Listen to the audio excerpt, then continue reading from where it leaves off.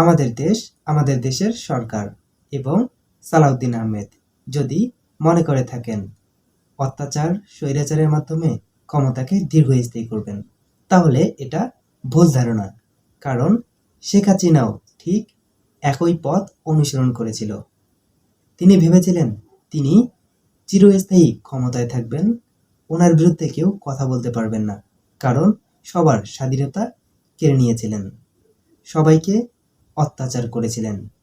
কিন্তু ফলাফল, তিনি আজকে এই বাংলার মাটি থেকে বিতাড়িত। বাংলাদেশের মানুষ ওনাকে বিতাড়িত করেছে চরমভাবে।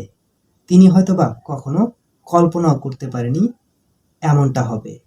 ঠিক এতটাই খারাপ অবস্থা হয়েছিল শেখ হাসিনার।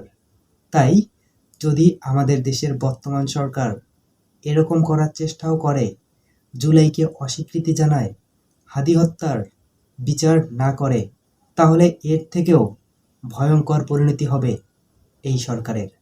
এটা আমার কথা না, এটা প্রতিটা বাংলাদেশির কথা। দর্শক, আপনাদের কাছে কি মনে হয় কমেন্টে জানিয়ে দিন। সম্ভব হলে চ্যানেলটিকে সাবস্ক্রাইব করে পাশে থাকবেন। ধন্যবাদ সবাইকে।